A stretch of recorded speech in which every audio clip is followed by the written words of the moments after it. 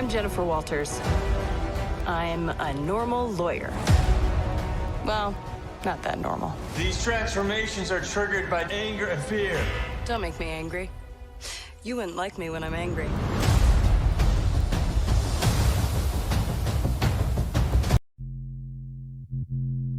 And here we go. It's the comic book bullies. Man, you come right out of a comic book. It's the comic book bullies. You will bow down before me! It's the comic book bullies. Now I am the master. It's the comic book bullies. It's the comic book bullies. Welcome back to the Comic Book Bullies with Nerds New Bully. I'm your host Leroy, aka Jim Shooter Jr. With my co-host. Yeah, this is Eli, aka Pumpkin Bar. There we go, sticking with the pumpkin thing. And we're back with another episode. We're gonna jump into it. And Eli, I'll tell you, I had some big news, actually like some really not news, but I was gonna make a big deal out of it. This news It's I'm gonna make a big news deal to out of. you. It's news to me. No one else cares, but I care. Because guess what I have in my hand right here? Stimmy? I don't know. No, not a stimmy. We need another stimmy for the gas bill, if nothing else, for gas. We get around. This is a Nielsen's letter, for the rating system. Okay. Yeah, you know how they send it to your household and you get to vote on what show, and the show they send it back to them, and that's the rating, and that's the show that gets renewed and the show that gets canceled, stuff like that. So Okay. I hold the network's fate in my hand. Oh shit. So you want to, yeah, I mean, I probably shouldn't even show you this information. I'm pretty sure this is G14 classified, but I'm gonna just show everybody on the podcast anyway because I can. So any show that don't want to get canceled, I would happily, accept, cash payment. I may vote for your show, or All right. I don't know, something like that. Just something simple. So you, why the last man's fate is in your Exactly. Why the last man? I'm your last chance. I'm your only hope. So I wouldn't vote for that piece of shit show anyway. Anyway, let's go to the next part of the podcast. Oh, Eli, we got some good news. You know what? I'm gonna quiz you. I'm gonna quiz you. We're gonna do a personality test on Eli. Who is your favorite Avenger? My favorite Avenger. Now, Who's your favorite are Avenger? we talking like comic books or MCU? Because I got a different. Okay. You're right. We do, because this show is a little different from other shows that we do have to specify and clear that up. So MCU. Yeah. Captain America. Captain America. And wrong answer. Your new favorite Avenger is Paul Rudd. Oh, that's Ant-Man. Ant-Man. Of course it's Ant-Man. Because the reason Paul Rudd is like the most famous Avenger, because he's apparently the sexiest Avenger. I guess. Yeah, because he won People's Magazine Sexiest Man Alive for 2020, whenever like that, pretty cool. Now, here's the thing about that, Eli. Now, a lot of times, like I said, I don't swing that way, so I don't know whether it's a good choice or nothing like that. However, like whenever it's a choice like that, if it's a bad choice, you hear about it. Like, for instance, like when Blake Shelton won it, you're just like, huh? Like, look, even he's confused. Like, really? I won that shit? Oh, and my favorite from the 80s, Nick Nolte. Like, it seems weird. Yeah, he won this shit. So that's how you know everybody in the 80s was on cocaine. Because it was like, fuck it, But the thing is, like, everybody, now I will say this about Paul Rudd, is that he looks the exact same as he did like way back in Clueless. So you gotta give him credit. You gotta give him credit for that. And not only I did not know he was in Clueless.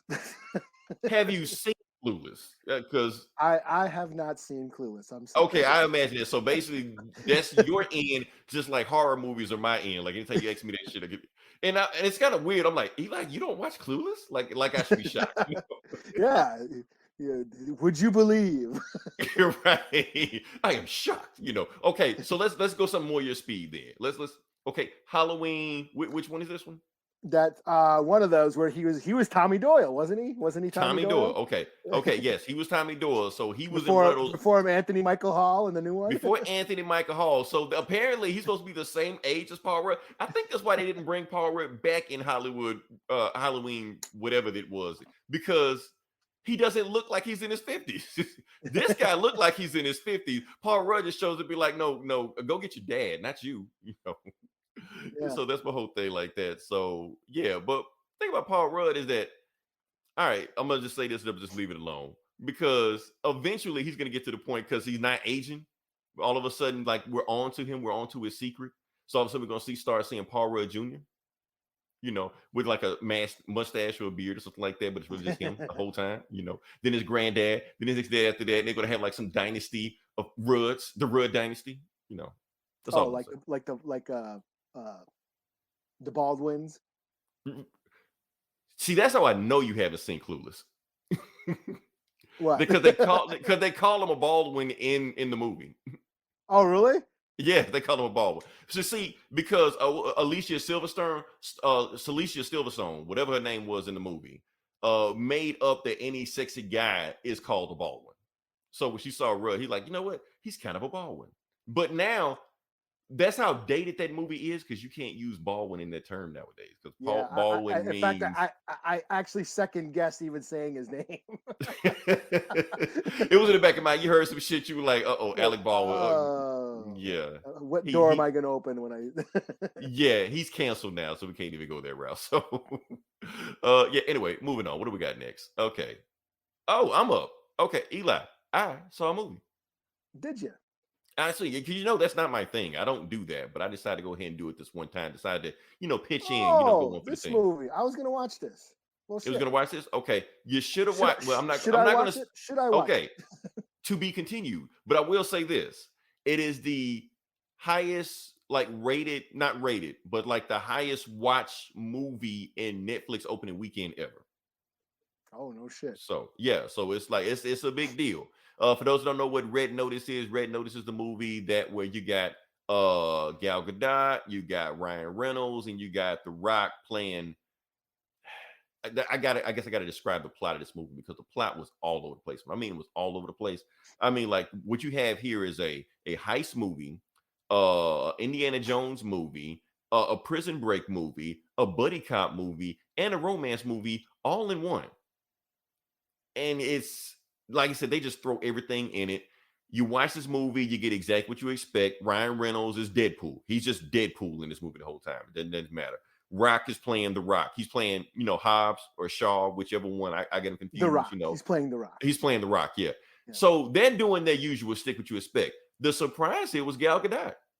Because I was thinking, like, how is Gal Gadot gonna? Because the thing is, you can say whatever you want to about Ryan Reynolds and Dwayne Johnson's acting ability, but what they do have is charisma, star power, personality. So when other actors stand on the screen with them, they feel smaller than them. Like if you watch like Free Guy or any Rock movie with Kevin Hart in it, everybody seems like Kevin Hart next to The Rock, But Gal Gadot held her own. Because she wasn't doing the normal Wonder Woman, like I'm stoic, all about honor and duty, stuff like that. She wasn't doing that. She was actually like having fun. She was actually like if they don't give a fuck, I don't give a fuck. I'm gonna just ham it up just like these guys are. And she was able to keep up with them on screen, even though the most of the movie is just Ryan Reynolds and The Rock. And I will say this: Ryan Reynolds cracked me the fuck up in this movie. I was laughing my ass over the stuff he was saying. Now that's me because I'm used to his style of humor, from Deadpool and all the other movies he watched in his Twitter account. Now, if you're the type of person that, turn your nose up and, you have your pinky out anytime Ryan Reynolds on screen, like, I don't subscribe to that type of humor. If you're like that with a movie, you're not going to like this movie. However, I was laughing my ass off watching this movie. Just everything Ryan Reynolds was saying in this. Rock was doing his usual Rock shit. They don't even explain who he is. He's just The Rock. I don't remember his name in this movie. But yeah, all in all, the movie gives you exactly what you expect. Now, that's why critics are bashing this movie. I think it's like 28% on Rotten Tomatoes, because the movie gives you exactly what you expect. However, you just want to see a movie with a bunch of stars just doing shit they normally do, ripped off movies, all they sing, like things like the Batman v Superman scene where Ben Affleck is standing behind Gal Gadot when she's about to steal some shit. Rock does that shit in this movie. Like almost every scene in this movie is shit from shit they did in other movies. So it's cool. It's a fun watch if you're just trying to kill time, play in the background and say, would I watch this in the movies? Hell no. I would not go to the theaters to watch the movie. On Netflix? Sure. Ain't fun. It's like one of those Bodyguard, my wife's Bodyguard, that shit that Ryan Reynolds always in with those movies that nobody sees. I guess it's one of those. I don't know. I haven't seen it, but I imagine it's like one of those. Like if it was on TV, I'd watch it, but I'm not going to the movies to pay for that shit, So it's just like one of those movies. Now the thing is, Netflix is kind of changing the game because we always said that the movie star is dead and people don't go see movies just for stars. Well, Netflix is proving that's a lie because the only thing this movie really has going for it is its stars, the star power. Those people going to see, So that's all I got. So they won't go to the movies, but they'll watch it at home. They'll watch it at home. Yeah. And I had a good time watching it at home. I do not regret it. Will I watch it again? No. But the one time I did watch it, I enjoyed myself. So I'm like, cool, awesome. So overall, give the rating 3.5 out of 5. If you're a bunch of people, like if you're playing a movie in a party, I feel like it's a good party movie. Like if you got, I'm at home, I'm throwing a party, I'm putting a movie in the background. This movie will serve its purpose. It'll keep you entertained. Ryan Reynolds yucking it up, whatever. So cool. All right. So hold up. Who is this? DP Red Notice. What Oh boy, Ryan Reynolds. I'm hyped. If you're a DP fan and you like Ryan Reynolds is just Deadpool in this movie. It's a PG-13 movie, but he's just Deadpool. So you'll like it if you're coming from Ryan Reynolds. All right. So looks like you are up, Eli. Like you saw a movie. Also, I did. I just watched this. Yeah. So this is a movie called Night Raiders. It is a Native American sci-fi movie. When have you ever fucking heard of that? Yeah. So okay, so now the final frontier is space. Okay. Yeah, it's actually no, it's still here. It's on Earth. Okay. Oh, okay. It is so it's like a futuristic dystopian sci-fi. It's in the future. It's like this it's like this post-Civil War. America's in ruined. Cities okay, so so it's still in the past. It takes place in like the future, like the near distant future. Oh, so we had a second Civil War. Like a second Civil War, a post. Okay, so basically so we're talking Trump 2024. Okay, cool. All right. Basically, yeah. Or 2050 or whatever. What that will lead to. Right. Yeah, it's like the near distant future. The America's all in ruins and shit. People are struggling to survive. And the main character is this Native woman who she has a kid, but so in this this dystopian future, the government, this like fascist government, is going around kidnapping kids and forcing them into these like re-education centers, And this woman, after her kid gets injured in the woods, she ends up basically here to save the kid's life because she doesn't have medicine or a way to, treat her wounds. She ends up giving her daughter to the government. Well, then she ends up finding out that the government is actually training these kids into child soldiers for their ultra military, army that they got going on. This ultra futuristic fascist military,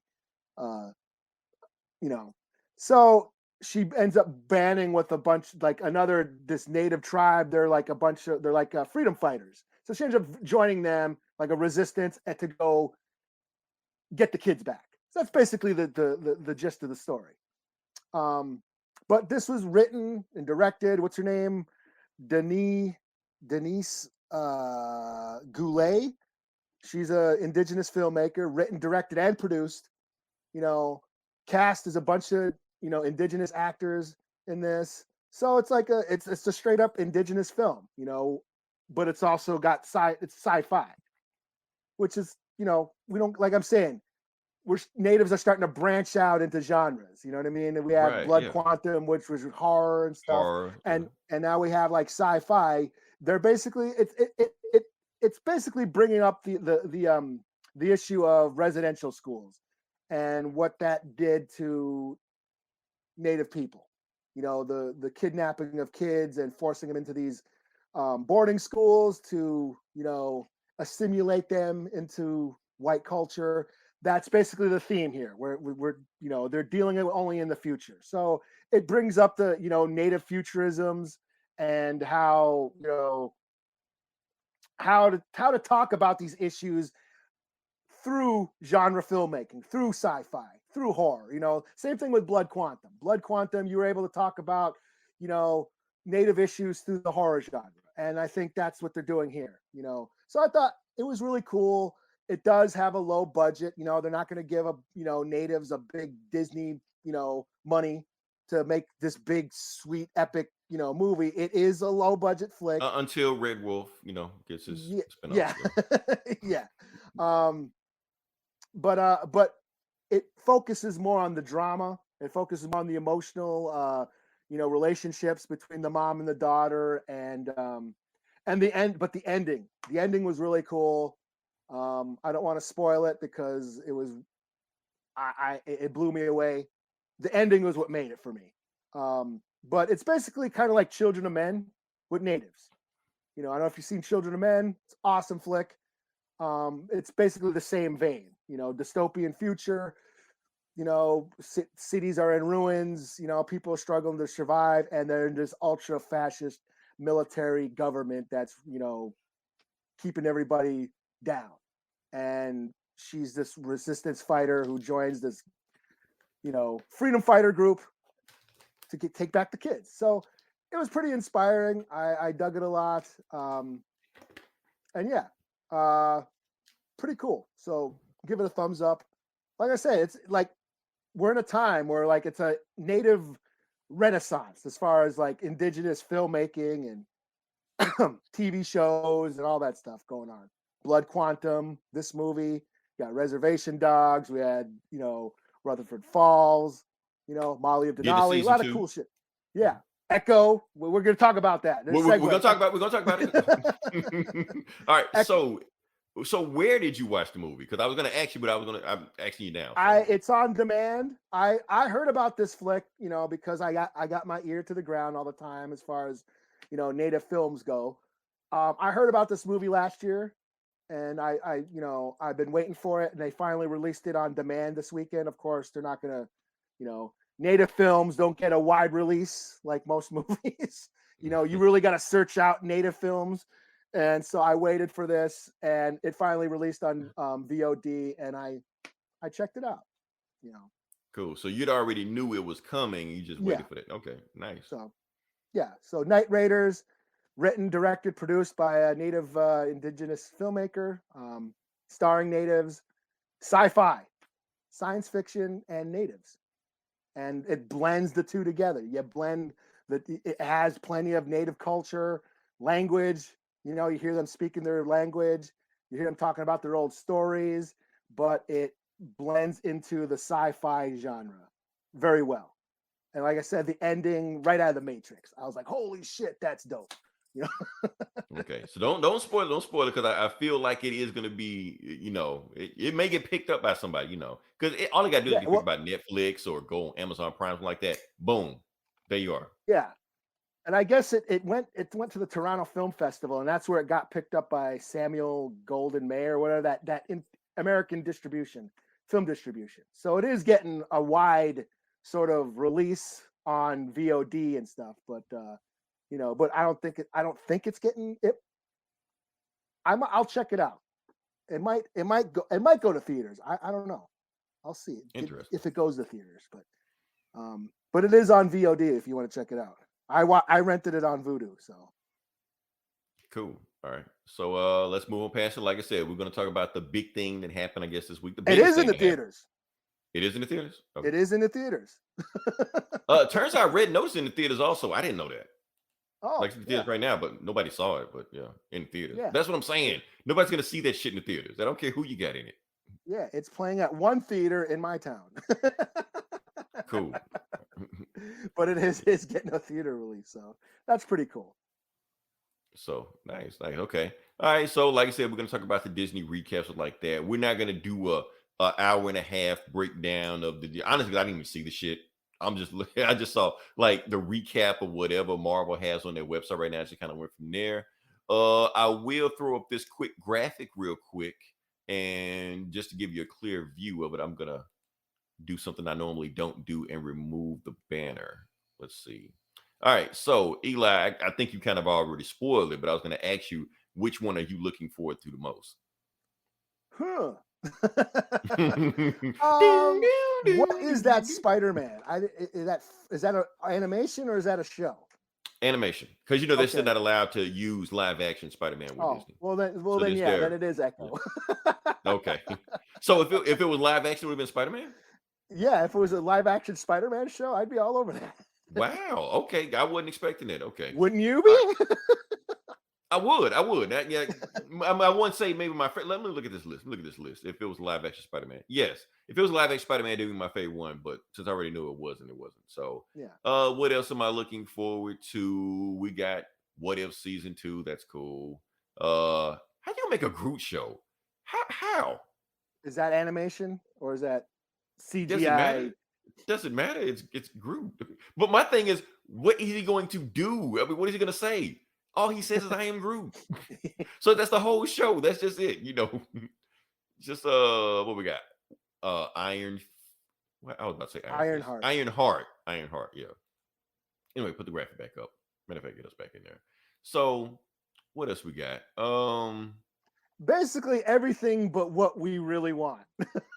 I mean, all people what? No. Actually, what people want is the X-Men.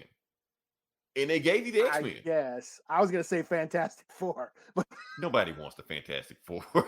I do. I want Not really. Nobody really wants the Fantastic Four. We want Galactus. We want Doctor. Nobody wants Reed yeah, we want Richards. Doom. We want Yeah, but I the want to see X-Men. the Thing. I want to see the Thing. Yeah, but before we get to the X-Men, like I said, now live action wise, I think the thing I'm not excited for, but got my attention the most is Moon Knight. Moon Knight looks good. I don't know if you saw the trailer for that one. I did. It looks Netflix-ish. Now that's high praise. That's about the closest Disney like Plus has Iron gotten. Fist Netflix. No, come on, man. A little bit higher than Iron. Like Punisher Netflix. Yeah, I'm just saying. Okay, I'm not saying. Oh, this looks like Daredevil. We don't need Daredevil. I'm not saying it. I'm just saying it gave me a vibe of Daredevil. That's all from Netflix. That's all I'm saying. Not saying it's going to replace Daredevil, be the new Daredevil. I'm just saying it gave me the advice. Like, okay, Disney Plus is trying to get out there. Titans. Okay, I'll give you Titans. I don't watch that shit, but let me see. Top of the morning, and to my roommates, I told you about Echo. We talked about Echo and Anthony last year, or whenever that came out. But appreciate the tip, Gabe. We love your rumor sites because they're 60% of the time right, half of the time. So yeah, what are we talking about? Back to what we're talking about. Okay, so like I said, we got Moon Knight, Netflix-ish, and She-Hulk. Like I said, Shulky. I'll watch Now it. people, Sure. yeah, people are freaking out over like, why do you always changing the characters and making them blah blah? She-Hulk has been around for like 30 years now, 40 years now. Calm the fuck down. She's not a new thing. But this is the thing that got my attention. When she broke the fourth wall in there, when she looked at the camera and said, don't make me angry. You don't like me when I'm angry, which is an exact reference because, like I said, Eli, we're old heads now. To the old NBC show when Bill Bixby did it, don't make me angry or like me angry. And also, Eli, do you remember who he's talking to? Who Bill Bixby's talking to? Yeah, the guy in the. No, I do not know who that is. Okay, so that is Jack McGee. Jack McGee was the reporter that was always chasing him after the shows like that. Oh, okay. And they remixed her or revamped her or whatever like that, in the new Immortal Hulk comic. Immortal Hulk, yeah. Yeah, but that Jacqueline wasn't McGee, I think her name is. Jacqueline McGee. But Jackie McGee was in the Incredible Hulk movie. With Bill Bixby? No, not with Bill Bixby. They had not the trial of Incredible Hulk, not like that. The one with what's his name? Ed Norton? Ed Norton. Okay. But it was a brief cameo. So she was like a live streamer, and she was like, I'm Jacqueline McGee. I'm watching the Hulk destroy the college. Boom. It was like they never showed her. She just said the name. She was basically the footage they got from us for her. So what are we talking about? Oh yeah, Moon Knight. Disney. Oh, Moon Yeah, Knight. Moon Knight. Okay, so most people don't know who Moon Knight is. Moon Knight is Crazy Batman or Batman. But most people don't know is that he came from a Werewolf by Night comic. That was his origin. So he was a Werewolf by Night villain. That's how he started. And then they just decided to spin him off and get like, he's too cool. We need more Batman. So they decided to give him a guy. So whatever. That's where Moon Knight came from. Did we run through everybody? I guess we just briefly talk about X-Men. Eli, here's the thing. I know I'm the target demographic for this because, like I said, when X-Men was doing their thing on the Fox show and stuff like that, I wasn't the most excited X-Men person for it. It was cool. I liked it, but I didn't go crazy for it. Only change of making mad at is Miss Marvel. Well, here's the Gabe, I know you got it from rumor site. I'm not gonna report them because they haven't shown her powers yet, but I know what you're talking about. The change of origins, don't fight me on it. Guess she's casuals won't care. Casuals won't care. And because they have to do this on purpose because her original powers are tied to the Inhumans, and Marvel is doing everything in their power to make sure nobody remembers the Inhumans. So what is her power? She's just like Captain Marvel? No, she's like Reed Richards, which is another reason why to change her powers. Oh, you mean like where her powers? Is she going to do like Embiggen and all that shit? Like, no, she's okay. not. Or if she Well, that is does, kinda whack, it's then.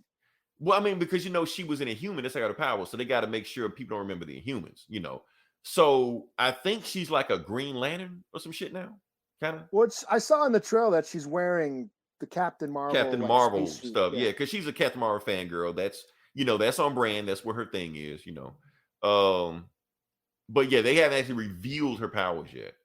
But what the leaks that we saw, she's kind of like a Green Lantern, where if she does Embiggen, it's not like her arm stretches, like she'll do an energy fist or some shit, something like that. So Okay. that's how they're gonna do it. So she's not. I guess that would look like Reed Richards, yeah, if she did Embiggen. Yeah, which is another reason why I changed it, because the whole reason why they did that because they were phasing out the Fantastic Four. So let's get a Fantastic Four-ish type character since nobody else using their powers. So, so that's why they're changing up. And don't worry, she'll be changing the comics also. It's coming. Don't worry about it. Because Kevin Feige, if he loves one thing, he loves synergy. So, what are we talking about? So we ran through X-Men. Oh yeah, I'm talking about X-Men. Okay, so like I said, they're bringing back the X-Men, but what they're doing is that they're bringing new episodes of the old series. So this is like season 6, whatever they're coming on like that. Now my thing is that I wasn't the biggest X-Men fan. I know everybody in my age group grew up on X-Men stuff like that, but when the cartoon first came out, I was underwhelmed. I know that's blasphemous to say. I was underwhelmed. The reason I was underwhelmed because I had already read them in the comics. I already knew who they were. And the stuff they were doing in the comics, they either like shifted around some stuff, changed the storyline, and they watered down Wolverine. Wolverine was a bitch in that cartoon series. I don't care. He always got his ass whooped. Honestly, but when I read the comics, I'm like, okay, he's a cigar smoking, ninja killing, unstoppable machine. None of that stuff was in the cartoon. And you couldn't do it. Like that Wolverine Sabretooth fight. That shit was lame as hell. And like everybody in my class was just going crazy. Oh, this is the most awesome shit ever. I'm like, not really. Kind of sucks. Like I seen Mutant Massacre in the comics when Sabretooth was just a beast. I seen that shit, not this stuff, but I was still excited. But this thing, Eli, that was like the first time I was popular for liking nerd shit because all my friends were reading or were watching the cartoons and didn't know who any of these characters were. But they knew I read the comics, so they used to ask me, so who is this guy? What's going to happen next in the next episode? What happened here? And I break the show down for them. Okay, so that's this guy right here is the Blob. right. That is the Blob. That is Cable. That is Apocalypse. This guy's this bruh's son. This guy is that guy's brother. That's his girlfriend. That's the wife. That guy will be in 2 episodes from now. And they're like, and they're like, then their mouth just opens up like that. Tell me more. Tell me more. And everything I said happened on the show, which is another reason why I wasn't excited, because why would I get excited for a show where I know everything that's going to happen? So it's like, it's okay. It was cool because I got to tell everybody what's going to happen, but but at the same time, I'm getting pissed off because Bishop wasn't in Days of Future Past. That is not canon or continually correct. I'm getting pissed off at shit. Nobody else cares, but whatever. What do we got here? Right, with the always been okay with the show not Like happy. Now, don't get me wrong, it's a well-made show, especially because it holds up. A lot Yeah, have to I get didn't see much of it either. I mean, at the time I was in college when it dropped. So I was a little older, so I didn't get to see it. And it was on. When did it come on? Saturday morning, 10 o'clock. Yes, that's why I never That's watched it.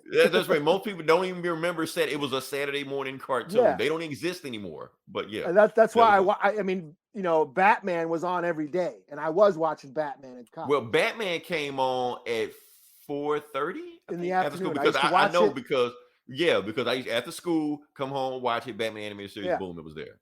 I would watch it and then go get dinner at the Yeah. cafeteria in the dorm. I lived in the dorms. So yeah, it was 10 o'clock. It was X-Men. 10:30 Saved by the Bell. Boom. I used to love waking up. Another reason why I didn't watch Saved by the Bell. What? And they was on different channels, but I used to flip the channel and go. We only had 3 channels back then. Four because X-Men was the 4th channel. But yeah. Yeah, but I wasn't in college. I wasn't waking up in the morning to watch on Saturday to watch X-Men. I imagine so, but yeah, I woke up and watched X-Men to see what. But my little brother, Fat T and Izzy. Yeah, I mean we're about the same. We're about the same age. They so all yeah, loved that shit. He was all about the X-Men. Yeah, that's when he started getting into comics and the Jim Lee run and the toys. He was all into that shit. Yeah, it was just a perfect storm of X-Men. Yeah. Like X-Men was everywhere right at the time. Yeah. So yeah, he had a ton of figures, reading the comics. Yeah, so cool. All right. So that being said, also some stuff happened on Disney Plus that they announced new movies. For instance, Jungle Cruise is on Disney Plus right now. You can watch it for free. Well, you got to pay for Disney Plus. I watched Shang Chi again. And Shang Chi is on there also. Now, did you watch it in widescreen or IMAX? It said something about now in IMAX something. Mm-hmm. Yeah, so that's another thing they announced on Disney Plus that it's like about 13 movies that are on there that have been changed to IMAX, and they got both versions on there. All right, so yeah, I just watched whatever. Yeah. I just hit play. Okay, I'm gonna assume. Let's say you watch the IMAX version. Now, like I said, they got both versions on there, but what IMAX does, like how you got the widescreen. Okay, so with the IMAX version, if you click that one, it doesn't stretch out the screen. It gives you more screen. Okay. Yeah. So I was like, the IMAX is not like wide. It's like more tall. Right, that's more tall. So you get more screen overall. So stuff that was cut off where you get more screen on it. So that's the awesome thing about that. Yeah, I watched Shang-Chi also. Still love it. I mean, I know it's cool to shit on the MCU right now, with Black Widow and Eternal, oh, these movies just suck nowadays. Look, say what you want to, Black Widow. I don't care. Fuck that movie. Eternal's gonna do whatever it's gonna do. Leave Shang-Chi out of it, man. Leave Shang-Chi out of it. I like that movie. It's fun. It's fun. Yeah. Yeah. The rest of them. I enjoyed watching it a second time. Yeah. Yeah. The rest of the movies, do what you will with them. But speaking of Shang-Chi, I like your segue, Eli. I see what you did there. Yeah, because we're segueing to Shang-Chi. We're going to talk about segue because Shang-Chi this weekend, there was a tweet that went viral because everybody knows from Shang-Chi that the most popular thing was the bus scene.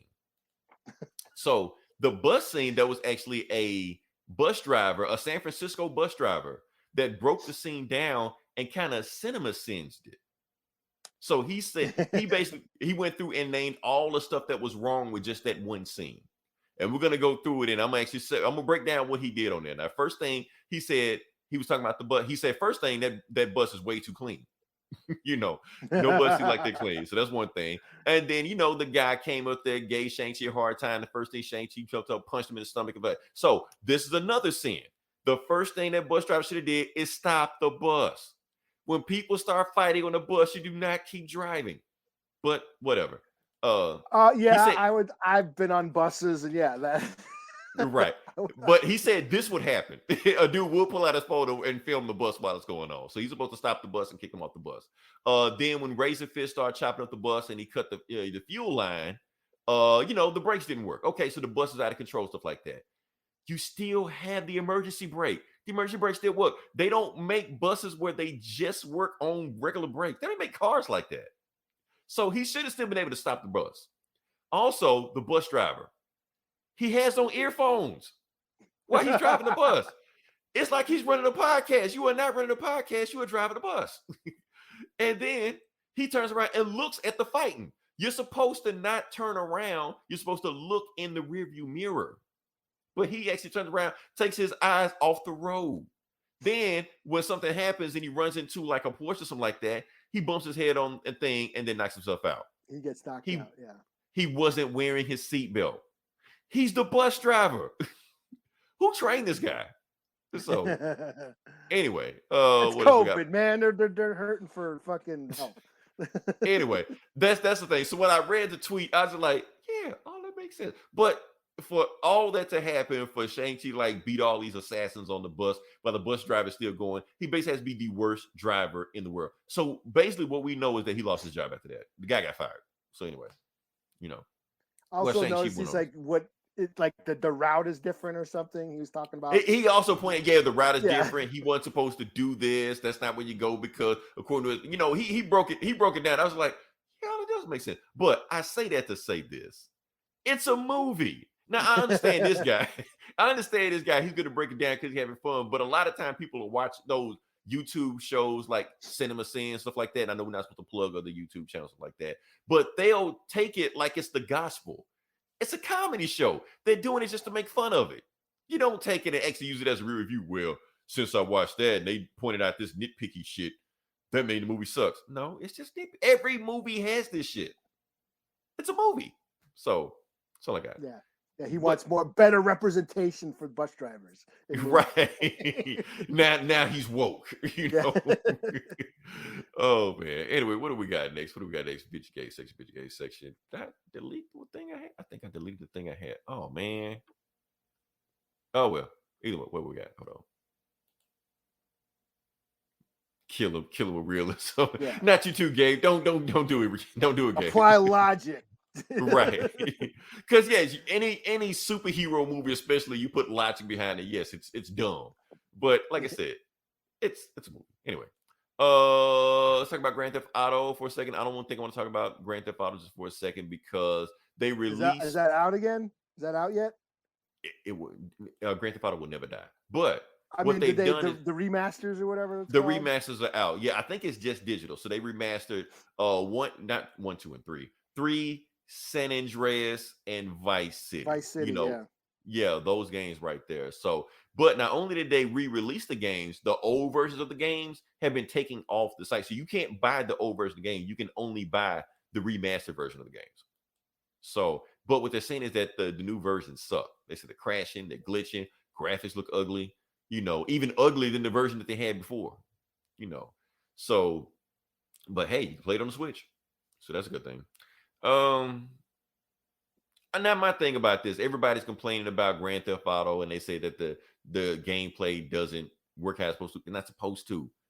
That gameplay was from 2001. Newsflash: the gameplay sucked. It always sucked in those Grand Theft Auto games. You just liked it because it was new, because we were killing people. But the gameplay always sucked. So the other thing that I was going to talk about, I didn't make a thing of it, so I'm just going to skip to the next one. But that is okay.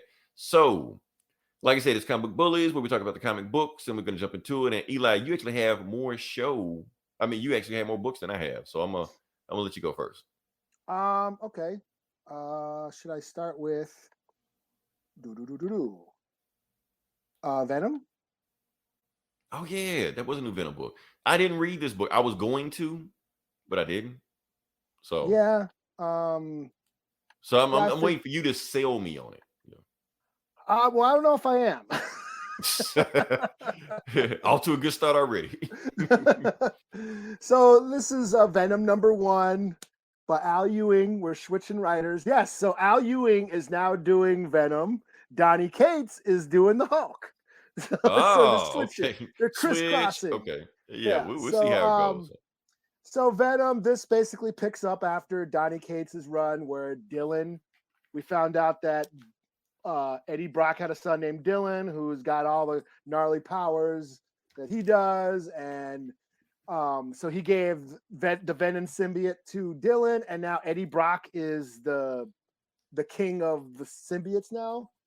After defeating Null, all the symbiotes answer to Eddie Brock. Eddie Brock, okay. So this first issue is just them kind of the father-son dynamic. He has to go up into space and police space, and then Dylan's struggling on Earth, adjusting to life, a regular life because of all the shit he's been through. And it's all right. I think the strongest parts are the, Dylan struggling, but basically this switches up, maybe because Donny Cates, excuse me, Donny Cates had like a monster movie horror feel. And now this feels like almost like a Green Lantern. It's like Eddie Brock is like a Green Lantern with the symbiotes. They're going out in space. My thing is, Al Ewing also had a monster feel with Hulk. Yeah, but that was more cerebral. You know what I mean? It was more body horror. This feels like more like Green. It feels like the Flash Thompson Venom shit. The Space Knight shit. Space Admiral Thompson, Major Thompson, Major Venom. Agent Venom. That's what it reminded me of like a Green Lantern shit. Like Green Lanterns only with symbiotes.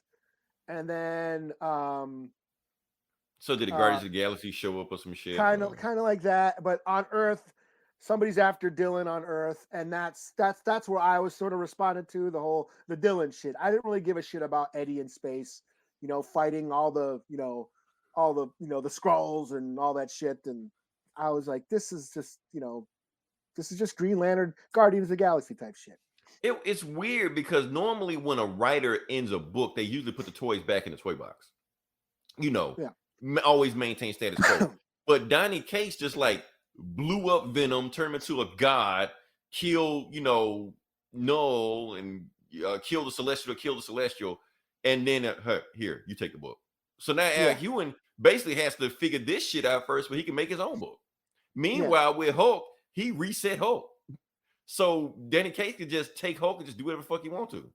I remember hearing like Gomer and the guys on have they explained why Dylan's Venom has that chain? I thought, didn't he grab that chain in the fight? I thought that's what happened. What fight? In this book or in another book? In one of the last Venom books. And it was like an ode to Spawn. It was like, because Venom was created by McFarlane, and it was like an ode to Spawn, Venom having a chain like Spawn had chains. Sure, I'll go with it. Okay. Yeah, I don't remember. But basically Dylan doesn't use Venom until the very end of the book. Because his dad told, I don't use Venom, don't bond with Venom. Until the very end of the book, he finally puts on, these army guys are coming, and he puts on the symbiote and let's go. Okay, hold on. So is this book about Eddie or is it about Dylan? It's like split up. It's got Dylan's on Earth struggling, doing like Peter Parker, high school shit. And then Eddie's in space doing space cop shit. Cool. Okay. It's a long book. It was like 40-something pages. Yeah, I saw that too. That's why I was like, I'll wait for Eli to tell me about it. Yeah, I don't know. I might give it one more. I don't know. I don't know. I'm like, it's just a different feel. You know what I mean? Al Ewing. You got to give Al Ewing the benefit of the doubt. Yeah, I mean, like I said, on This Geeks and Comics, they were talking about it would be cool if they switched, like made Venom more cerebral and go into the mental state, how Al Ewing did with the Hulk, and then Donny Cates take the wham bam monster movie creature feature fight shit to the Hulk. Or maybe Al Ewing is sick of doing the cerebral shit. Maybe he wants to cut loose. He want to do some blockbusters, like I did Hulk, and talked about basically had a therapy session for 50 issues. Now I just want to just blow up shit. Maybe that's what he wants to do. Yeah, I mean, I guess I just like, I just felt a little too Green Lantern-ish, I guess, for me. Yeah, I never liked that with Venom, but oh well. Yeah, that's the thing. It's Venom. I'm an old schooler Venom fan. I like him as a villain. I'm not into him being all heroed up and being a cop. All the Venoms, all the symbiotes being cops now. In brightest day, now that I'm thinking about it, now I'm seeing the woke shit now, because Venom or Eddie's in space and he's trying to like make peace with all the planets that Null destroyed. Oh shit. So like he's like, I gotta earn these people's trust back. that we're not the bad guys here. So I get what you're doing, Al. Oh man, cops, cops need to win back the people's trust and shit. Symbiote lives matter. Yeah, yeah. back the symbiotes. Yeah, yeah. Defund the symbiotes. Defund. Oh, so man. yeah, I'll give it a 3 out of 5. I was just a little, I mean, it's hard to top. It's hard to top what Donny Cates did. Oh, okay, that's what I'm gonna ask. Okay, so like I said, Immortal Hulk, Venom, which is the better book? Al Ewing's run or Donny Cates' run? Which? Come on. I'm gonna lean towards Immortal Hulk. Immortal Hulk was just classic, whereas Venom kind of like had the Venom Island and all that shit. I mean, it had its ups and downs. Okay, I get it, but it had some ups. Yeah, I mean, the null war, all that null shit was, that was pretty dope. But I mean, just consistently, Immortal Hulk was just like, I don't think there was very rarely I don't know if there was a bad issue of Immortal Hulk. It might have been okay. And plus, it was one continuous story, where Venom felt like it like veered off and let me go tell the story real quick and come back, and let me go tell the story real quick and come back. Yeah. So, but you read more of it than I did. I'm just saying from what I did read. That's the notion that I got. So, but people are always saying, like I'm saying, it's hard to top that Donny Cates Venom run. But then we're talking about Donny Cates taking over Al Ewing's Hulk run, and that's hard to top. But then the only thing you can really do with Hulk is bring him back to being a blockbuster, smash him up, monster shit. And I think Donny Cates, that's easy for Donny Cates. That's not right. That's exactly what he's going to do. Especially as he got the artist from Invincible doing it. So, I mean, it would be wrong for Donny Cates not to do that shit. Just have that guy just go nuts, just Hulk, just smash. Yeah, don't try to replicate what Al Ewing did. Just bring Hulk back to what Hulk has always been, that blockbuster, summer blockbuster. Smash him up. Hulk alternates. Hulk alternate. He's either going to be like cerebral, talk about his feelings, big therapy session, or he's going to be a big disaster movie blockbuster. It's like every other run is that. And now it's just time to be smashy smash. Yeah, just bring back the kaiju shit. Godzilla, smashing shit up shit, Yeah. So and that's the thing. Like, people keep saying that Marvel can't make any good books and all Marvel's books suck. We just gave you 2 damn near classics. Honestly, Immortal Hulk, definitely a classic. Yeah. And I'm going to say that Venom book is a classic too. Maybe not quite Incredible Hulk. I mean, Immortal Hulk, because it did have what he did with Venom. He reinvented Venom for a new age. I think especially now with the movies coming out. I haven't seen the new one, but still, I think that with Donny Cates with the Venom character and sort of reinventing the whole Marvel universe through Venom, and making it work. It's pretty cool what he did. Gabe, I want to see how that works, because this Thor killed Galactus and now has his head hanging on the Bifrost Bridge. So I want to see how Hulk even can do anything with that. And this Hulk killed the devil. God damn. That deal just blow up everything. They're gonna fight all the way outside this universe, end up in DC still beating the shit out of each other, end up in Emmett beating the shit, Dark Archie beating the shit out of each other. Oh man. Okay. Oh, it's my turn. Okay, let's go. What are we talking about? Okay, so I decided to read one of those free books that are out there right now, Eli. What is that? We Have Demons? I didn't read it. I was about to, but I was like, it's free. It's free. I'm gonna read this shit. I downloaded it. I just didn't read it yet. I read so much shit this week, but I was gonna read this too. Yeah, so it's got that going for us. So I'll go there. So let me see what we got here. Yeah. So just break down the story what we got here. Gonna see share alike. Okay, so basically, like I said, if people haven't keeping up with We Have Demons, the book is basically a comiXology exclusive, and it's written by Donny Cates and drawn by Greg Capullo. Now we talk about who did I say? You said Donny Cates. Oh shit! I'm thinking about Donny Cates. I'm like, damn. Now I'm not as excited about it. Now I want to read some Donny Cates shit, But Scott Snyder's still awesome. You want to talk? We just talk about classic runs. Scott Snyder and Greg Capullo on that Batman run. I put that on one of the top 5 greatest comic runs ever, all time. Don't care. Put up against Ditto. Stan Lee and Jack Kirby. I don't care. Anyway. Now this is their shit right now. This is their shit. They own it.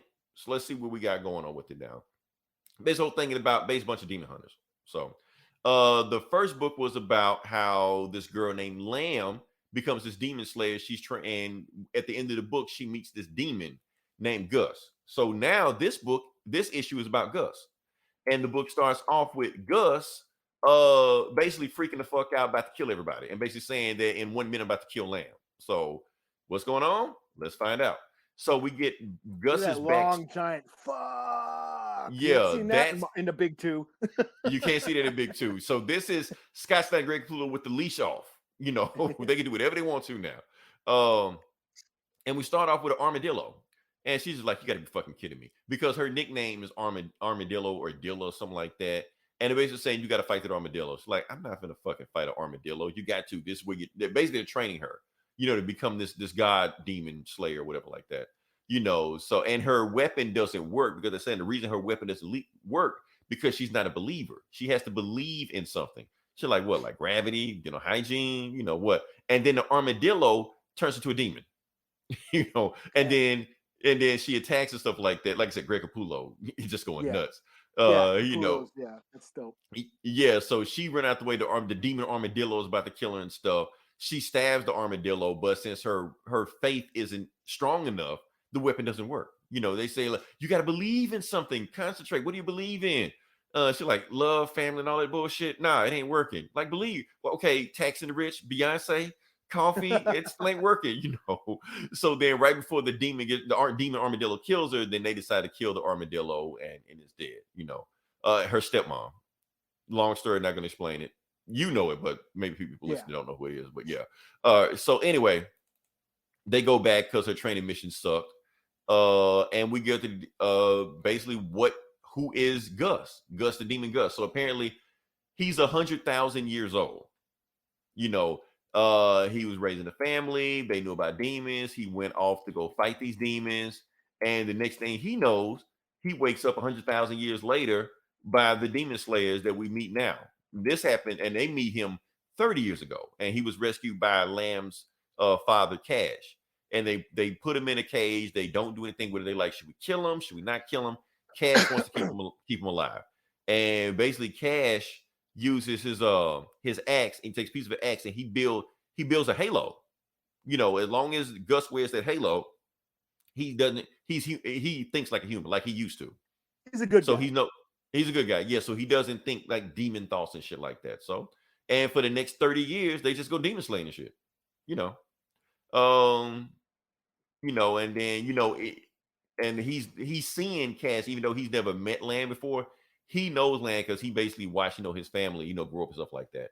So Lamb, they're on the plane with the other people, and they Gus introduced them to. It doesn't really matter who these people are. We'll probably find them out later on if I keep with this book.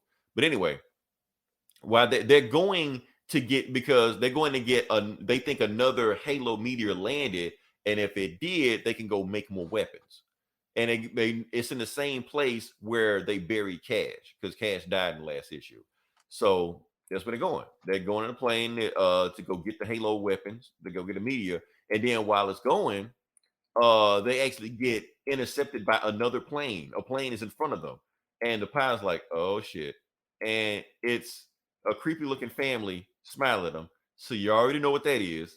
Yeah. There's a bunch of demons. Yeah. So they crash in the plane, they start fucking up shit, tearing up stuff. And, basically like, okay, all hands on deck. Demons are coming into the plane. We got to tear them up. So they start chopping up people. The stepmom goes to their pilots on the ground, chopped in half. So she's got to fly the plane, and the demon gets ready to come for her. Next thing we know, demon's got a sword in his chest while she's flying the plane. They're chopping up people, and her power is still not working because she's still not a believer. She's about to get thrown out the bus, and that demon really looks like one of those. Tom McFarlane is going to sue these guys. I see this shit now. It looks like the Violator.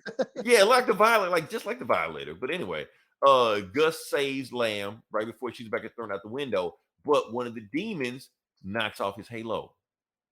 So now that his halo's gone, let's fucking go. He's all demony and shit, and he's about to kill everything he sees, and yeah, that's the thing that they just like, and he's even though he kills all the demons. The demons thought he was going to join them. Now he kills them, and he's about to kill everybody on the plane, like everybody. He's cursing them out. I hate you all. Fuck everybody. You're not my fucking family. And she sees the halo on the ground, and they're about to pull the sword. They're like, Gus, calm down. Otherwise, we're gonna have to take it to the next level. And meanwhile, the plane is crashed because they fucked the plane up so much. He like, I'll glort your XPs to explode, and she puts right before they crash, she puts the halo back on his head, All right, so basically, she's just like, are you okay? Are you good? She's like, yeah, I apologize for everything I did. And she's like, yeah, I looked up what glort means. Like, how do you do that? Well, our hips are bigger, but never mind that, so they go on there. And basically what's going on is that stepmom believes that they have a mole in the group. They have a traitor, not Gus, one of the other guys. Somebody told them where they were going to be. So she gets some demon blood. She just like, demon blood will react to anybody that has demon blood in them. So I'm going to test everybody to make sure that you're, don't have demon blood on. So she puts next to him. Good. And it starts shaking on him. They're like, uh-oh, the fat one. And then Lamb is just like, it's not him. It's something behind him in the next room that it's reacting to. So they go in there and they see a coffin in there. So they open up the coffin and it's Lamb's dad. It's Cash. He's been buried. He's the demon. So he wakes up and Lamb and Gus sees, Cash up there and he's a full fucking demon customer and stuff like that. I've come to fucking kill you all, and Lamb's crying. So is he like possessed or was he always a demon? No, I think they turned him into a demon. I think he was good at first, and then they turned him into a demon. But I think they decided to say he was dead instead of letting everybody know what happened to him. Okay. So to be continued, and I feel like it's getting rolling now. We're starting to get some traction with. Yeah, the story that seemed now. pretty cool. Because at first I was like, it seems like they're going into a superhero team up thing, and I skipped over, but they explained why they wear tights. Also, bullshit excuse saying it's to conduct. More whatever. I can't remember the excuse, but they made excuse power or some shit. Yeah, something like that. But they got an excuse, flimsy excuse why they wear tights. But yeah. All right. So give it a score. Yeah, 4 out of 5. Yeah, I like it. I'm starting to dig this book. Yeah, especially for free. Yeah, if it's free, I'll read it. All right, I guess I'll do Aliens number 8. Cool. Okay. Now I almost gave up. I was almost about to give up on this. Marvel recently took over Aliens. From Dark Horse. Made alien queen of Disney princess. Yeah, she's gonna be in Disney park sooner or later. Yeah. I was like, how is Marvel gonna tackle the Aliens property? Are they gonna be gory? Are they gonna push the gore? And I was like a little skeptical because they've been kinda, sorta, and then until this panel. Yeah. And I was like, okay, Marvel, okay. Like, okay, Disney. Yeah. So after this issue, I think I'm back on track. So this is the new storyline, new story arc. Basically, it deals with this planet of religious colonists. They're kind of living off grid in the galaxy, and then a ship crash lands right in their planet, right in their garden. Wow. Now I'm starting to see the more religious themes going on. A lot of religious commentary in this. So the ship crash lands in their village, in their garden, and of course it's got aliens on board. The leader of the colonists, her name is I think Jane. She's like the pastor or whatever. She's the only one who witnessed it, but people don't believe her. They don't believe that there's an alien that she saw an alien and shit. But so that's kind of where we're at in this story. She's like, she thinks she saw something. But of course it was at night. Maybe her eyes were playing tricks on her. Blah blah blah blah. People don't believe her, and she's sort of losing the community's faith in her. They're starting to question her as a leader, as a pastor. And this is a very religious society. and I think Ambrose. Yeah, so like a lot of is her like advisor or whatever. He's like a deacon in the church. His name is Ambrose, and he's like telling her, well, maybe your eyes, kind of like filling her head with doubt, like that. But basically, you have to get control of the people again. Meanwhile, at night, aliens are attacking people. They're finding bodies, and they're wondering what's happening. Then the aliens attack. A group of people get attacked by aliens. What's her face? Jane goes back to her place, her house, and she finds Ambrose, and he's in there. And then her bedroom has a bunch of alien eggs, and she's like, "What the hell is going on?" And he says, "You need to calm down." Blah blah blah. And she ends up hitting him, and it turns out Ambrose. Where the fuck is it? Let me get that panel up. Ambrose, if you can see that. Yep, let me blow you up. Let me see. Oh, is that the dude? Wait, no, who is that? He's got scratches. They're not bleed. He's bleeding white blood, which means he's an android. He's a synthetic. Yeah. Okay. So probably Weyland-Yutani planted this ship to crash land on this planet to impregnate this village. I think that's where they're going. Nice. Okay. So I thought this was pretty cool. I thought that was fun. It does bring up was it Alien 3? The movie Alien 3 kind of had the similar, religious themes of, you had that prison planet and they were all like Jesus freaks. And then of course, Ripley being the savior who sacrifices herself to save humanity, by dying at the end. That whole, Christ savior theme going through there. This is kind of similar. You have this religious group and they're having a hard time believing in facts. They believe in all this religious, mythology, but they're not believing that, there's this threat, this underlying threat happening, So I thought that was kind of climate change and all that. Yeah. Kind of, little comment on today's society. But I enjoyed it. I mean, of course, they're starting to push the gore, which I'm enjoying. LaRocca's art is dope. And I'm liking this different feel, this different sort of take, Because hasn't it been a while since they released the last book? I think so. It's been, I can't remember the last, because I've been on it. Mm-hmm. I've been reading all the issues. Because I haven't heard you talk about it in a while. That's the thing. So it's been, And the only thing that's saving it for me is the art.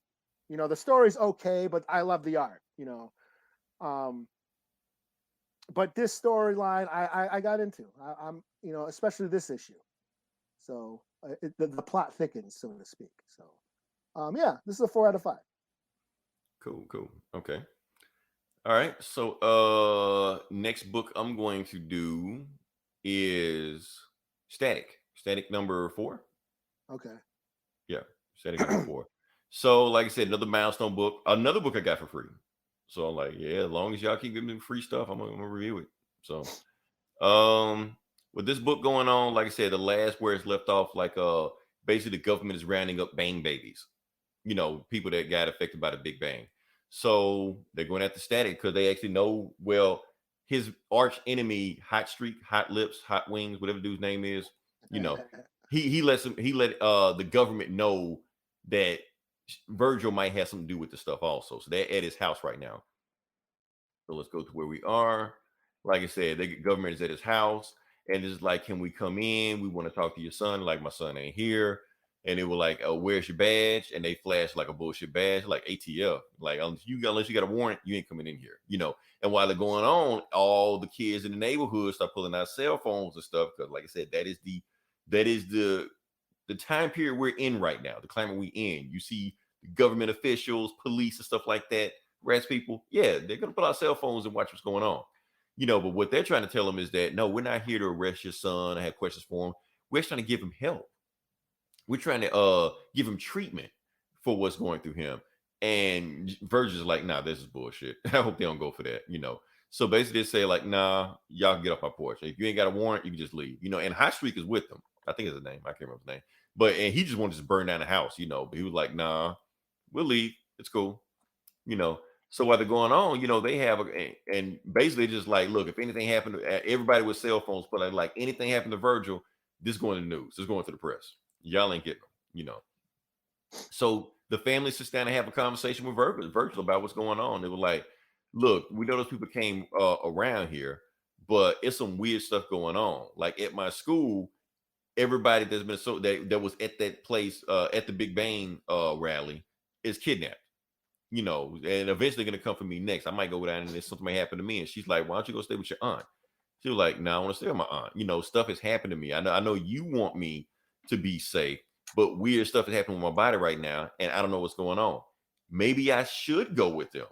Maybe they can help me train and figure out my powers. You're like, nah, that's a dumbass situation. You ain't going with them, you know. So basically they said, we'll have a conversation about this later on. Go up to your room and we'll talk. So they go to the room. Well, Virgil goes to his room, but while he goes to his room, he gets that bag, you know, that piece of hardware that he got, you know, from hardware. You know, he goes into it. There's like this little metal, like bag, bottle of metal sand in it, and he accidentally dropped it. But the thing is, he can control the metal sand. He was like, he can turn it into armor. He can make it bulletproof. He can make it fly. He can make it levitate. He can do whatever he wants with that sand. He can make it disperse. If he don't concentrate, it just disperses, turns back into metal sand, you know. He's like, I can make it do stuff. So then he like, I can make it body armor. I can make myself bulletproof around me. I can fly, you know, I can put the stuff underneath there. So he's like, okay. So then he mainly puts it all back in the bottle that he dropped. So he suits up.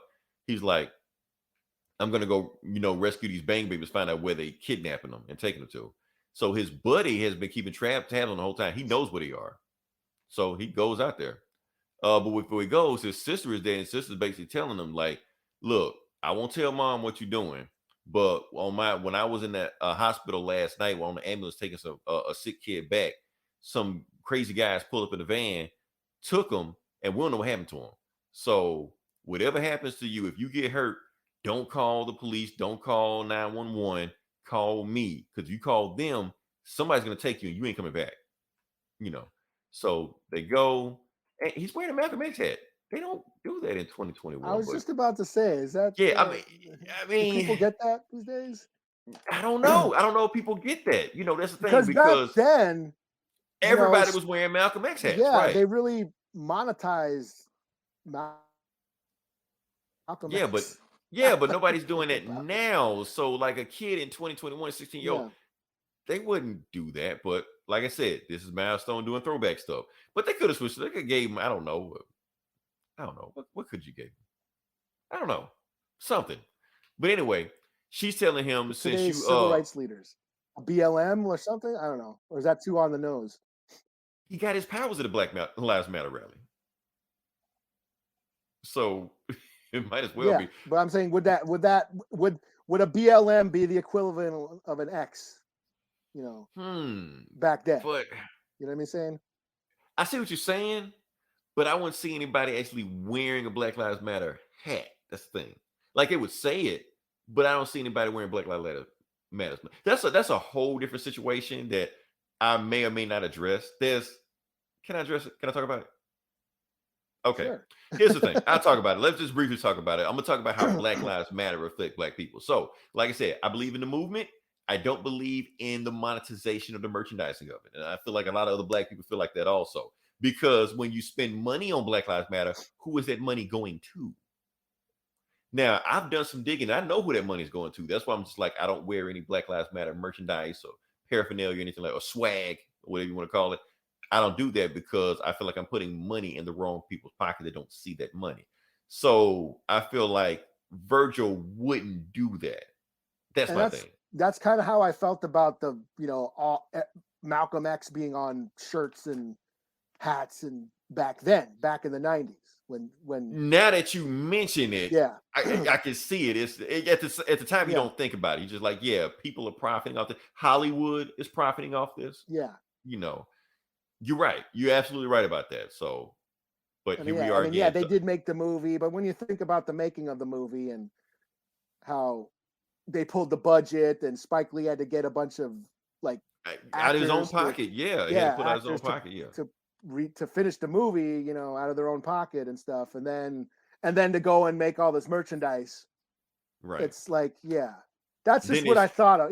When I saw him wearing that hat, I was like, oh yeah, I remember when all those Malcolm X hats, back it's then. And Eli, we're having the same. Well, we didn't have the same conversation, but the same conversation is being had 30 years later. I mean, the context is different, but the yeah, conversation is still being had. About merchandising. Like the movement is one thing, and then merchandise will come in and pretty much, derail the movement. We're yeah, having the same conversation. and back to like every child matters. I mean, we talk about the residential schools and the findings that they had this past year with all the mass graves at all these old schools, and Native people started wearing these orange shirts saying every child matters, and now you got like Walmart and all these corporations selling orange shirts, Right. profiting off of the movement, Right. so that's just interesting, that I just like it. Yeah, just seeing him wearing the Malcolm X hat, I'm like, holy shit. It did. When I read it, it stood out like Malcolm X had really. Yeah. But, Yeah, that's what I was like. Damn, Malcolm X today. Right. Does that still mean Malcolm X, or is that like X Play or something? Right, or X-Men or Xbox, something like that, Yeah. Anyway, back to the comic book. Yeah. I think we anyway, so like I said, she gave him some food because you're like, I saw how much you ate yesterday, so all your powers are draining your energy, so you keep your food up. So I gave you some candy bars in there to keep your energy up. So anyway, they go to an abandoned steel factory, but it's really not abandoned. They go in there. He meets his boy Darius. Darius is the one that's giving all the information, stuff like that. So he just like look static clean. I Twitch stream when I need to, and he actually called the reinforcements. I can't remember what these guys' name. Red Streak and Yellow, Red Eagle and Yellow Gear are their names, whatever like that. The other Bang Babies that go to his school, they met and see the Easter egg. McDuffie 93. Yeah, he's wearing a jersey, but yeah. So anyway, they go in there, they basically go in there and try to break out these Bang Babies. Static breaks all the cameras, makes sure there's nothing in there, and then he does a big thing. He takes out the light post, so it kills all electricity in there. Now it's gone dark, so now they can go in there and move without people knowing what they are. That's when the security guards go there. They're going to shoot them. And that's when he controls their guns and their armor and throws them in the trash can. Time to take out the trash. Flawless victory. I like this artist, man. I like this artist. I ain't gonna lie. And that's when Hot Lips show up, or Hot Boy, whatever. He's here, and Stag is just like, look, I'll handle this guy. Y'all go and rescue the Bang Babies, and I hold them off, And he's just calling by his real name. And he like, yeah, y'all better run. I'll handle ACDC. That's what he's saying. So he like, look here, Francis, you burned my house down, but you ain't gonna do this next time. So they fight again. He Static is just playing with him, dodging him, smack him in the face. He like, look, you can't catch me. And basically Static think the fight's over with. But like Hot Boy powers up and then grabs Static by the, and I think Static runs out of power. I think he juiced up so much he ran out of power. And that's when Francis on his ass, grabs his grabs him by the mouth, and then blasts him right in the face. The end. So next issue is called Face Off, I guess. So yeah. So yeah, that's going on. Like I said, this book is starting to pick up. Here's the thing about this Static run that's been going on. I felt like it's always like a value mart Miles Morales book, but I feel like this issue right here is starting to separate itself and not be just another Spider-Man ripoff. It's making Static. If Milestone keep making a book like this, they'll separate themselves. So I think Milestone is starting to hit their stride now with pretty much all their books nowadays. Let's see what you got from me, Gabe. As a type 1 diabetic, I really felt the whole running out of every and needing glucose angle. Okay, so you read this too, Gabe. Okay, yeah. On the show Gear. Gear was a nod to him on. Was it not to him on the show Gear? On Static Shock? I'll be honest with you. I didn't watch that show at all. I should have, but I didn't because I felt like just like X-Men was watered down, Static Shock was even more watered down from regular Static. So I was like, that's I feel like you with X-Men. By that time, I feel like Static is a little bit under me by that time. So I just stopped watching it. So, but the original Static comic was awesome. But like I said, it's in its stride. Icon, Hardware. Hold up, let me see. Gear was his name. The books were getting better now that he's shitting his angst. Yeah, it's starting to become a superhero book now. He's doing superhero shit now. Eli, just let you know I'm booked out. That was the last one I had. So, Okay. yeah, so whatever you got. I'll do Hellions number 17. Cool. I heard some big shit happen in this book. Oh yeah. This was dope. Yeah, This I heard it goes continues to down. be Yeah. dope. Okay. The only X book I'm really into. Or that and New Mutants. So Yeah, I I'll was gonna share say, that. I know it was another one you're into. Yeah. So I'll share that. Just because it's Psylocke, just because. Oh yeah, okay, yeah. So this picks up last issue. So what's been going on is Nanny, the little Humpty Dumpty robot mutant thing. She stole back when they fought the Right, that religious group, racist religious groups against mutants. Friends of Humanity. Yeah, they had these racist robots that they developed, but then they thought they reprogrammed them, and then there was a little baby, a little robot baby that Nanny sort of kept for herself. And then, like last issue, she sort of like rejected Orphan Maker, who's been sort of looking up to her, been like kind of like looking up to her as his mom. And so, no, you're a man now. Get away. And then she wanted to, because she wanted to care for this little robot baby.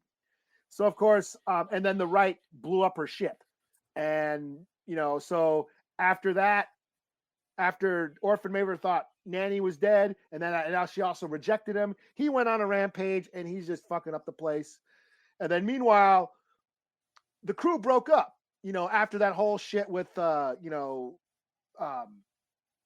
anyways, the crew broke up. I'm not going to go into the whole storyline. But Psylocke finds out that, hey, Orphan Maker's fucking shit up, and they're like, well, let's go get him. So the crew gets back together. Let's go get our old homie. So let's go, help him out. And so Orphan Maker's on a rampage, and that the Right shows up with their, mutant killing soldiers. But then the Hellions show up, and there's a battle. And then Orphan Maker is still alive, but she's got the little mutant baby, or the little robot baby, that she's been caring for. But then the Right, I guess, reprogrammed the baby. Oh shit. Reprogrammed the baby to hate mutants again. So she's she's like holding the baby, holding the robot baby. Hold on, let me get you in there. Okay. Yeah. And then the robot baby's at mutant scum, and then like blows. Oh, that's messed up. That's messed up. Oh, wait, who's writing this again? Zeb Wells. Okay, I like that guy. And then of course that doctor, that leader's like, ha ha, he's all laughing, and then Orphan Maker just comes up from behind him. Like, if you could see that. Hold on, let me blow you up. Let me see. Oh yeah, wow! Just okay. comes up and just snaps his neck, rips his head around and shit, and then goes on a kill crazy rampage, shoots everybody, shoots these like cops that were sort of just watching over, like, this isn't our job. This is a government jurisdiction. We're just sort of here watching, make sure everything's fine, and but Orphan Maker kills them. So basically, Orphan Maker killed innocent humans, which is not going to go well. Which is the Krakoa. rule, right? The rule Yeah. you just don't do. Yeah. So Krakoa is now in trouble. And to be continued. So they yeah. know that a mutant killed somebody there. So Yeah, it's not like they innocent can't humans. cover it up. Okay. Yeah. Yeah. So yeah, this was dope. It continues to be dope. So fuck it, I'll give it a 5 out of 5. Yeah, I heard some big shit went down. I didn't know what it was. They were like, "Oh, you got to read Hellions." I'm like, "Okay." Yeah. And then the only other book I got is out. Number 2. That's that. Whoops, wrong window. This is that World War II horror book, World War II and vampires. Okay. I was thinking the plot was going to be completely different, but AWA, that other imprint with all the cool ass artists and writers doing their own thing. So basically this is out. It's World War II. The Nazis have taken over this old vampire castle and are preparing for the Allied invasion. And they're trying to use this vampire to aid them in fighting the war. And they have also these prisoners of war there. And one of them is this Comanche code talker who specializes in all kinds of languages. And it turns out he can understand this vampire, what this vampire is saying. So they're kind of using him to aid. And also there's a subplot. There's the prisoners of war are also trying to escape. They're digging their way out, trying to escape the Stalag, kind of like Hogan's Heroes kind of thing. oh yeah, okay. So yeah, I mean, this is cool. I'm digging on it. Gory horror shit with a native character, of course, and World War II, Nazis, and the occult, which is pretty cool subgenre. So 4 out of 5. I'm digging it. So yeah, check it out. Number 2, it's called Out. Cool. So, all right, cool. Oh, Eli, I did have one more comic to review. Okay. This is a weird one. I feel like I should say this last one, but okay. So remember I told you about R. Kelly, right? Oh yeah. Okay. So for those that don't know, and I'm just gonna go ahead and pull this up. Let's see.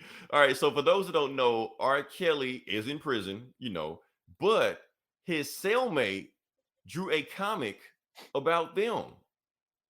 Somehow it got released online. I don't know exactly what happened for it. So like, since we're a comic book podcast, we might have reviewed the R. Kelly comic, I guess. So, but the thing is, the print on it is so bad that I can't really read it too much, but I'm trying to see if I can blow it up a little bit. But anyway, it's called, I'm gonna see if I can blow it up. It's called King Size Annual Prison Comics. That's what the guy calls the comic. R. Kelly's cellmate. And basically this is about them exercising and getting ready to, I guess, escape prison. I can't really tell. It's really hard. It just, if it's not easy, so bad. You could lift weights, read books, lift weights, watch TV, lift weights. So that's the, so I really can't read what he was trying to say, but basically he's exercising R. Kelly the whole time in it, and somehow at the end of the book, him and R. Kelly like super swole or some shit, and the guards won't even mess with him. I guess, I don't know. I can't really read the fine print on it, but if anybody else can, let me know if I can find a better version of this prison comic, I will find it. So yeah, hey, if he can put out a comic, Marvel and DC, get on schedule. I got to get off my ass. Right. This guy's writing comics from prison. So yeah, that's all I got. That's all I wanted to say. So yeah, if you slap a score on it. 0.5, man. I can't even read this shit. I don't. I mean, I wish I could have read it. I wish I could have read it, but the fine print is so small that I couldn't really give a. But hopefully, I can find a better one, and I may re-review it when it comes out, or maybe comiXology. Or maybe we'll have an issue 2 by then. Prison Comics, annual or something.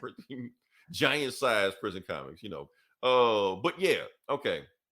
If you listen to this long, definitely like, share, subscribe. Like I said, next week, Eli, actually some big shit might go down.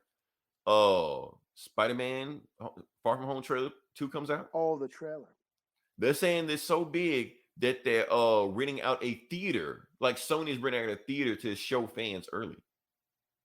Oh, so you can buy tickets for the trailer. You got to buy tickets for the trailer. Yes, they're saying that's how big it is. So it's some big shit going down. Gabe, it's some big shit going down. I don't check rumor sites. Let me know what's going on. Cowboy Bebop come out next week or something? Cowboy Bebop comes out next week. Something else comes out. Cowboy Bebop comes out. Spider-Man trailer comes out. When's Resident Evil come out? Oh yeah, Resident Evil. I don't know. It's gonna come out some. Will it come out soon?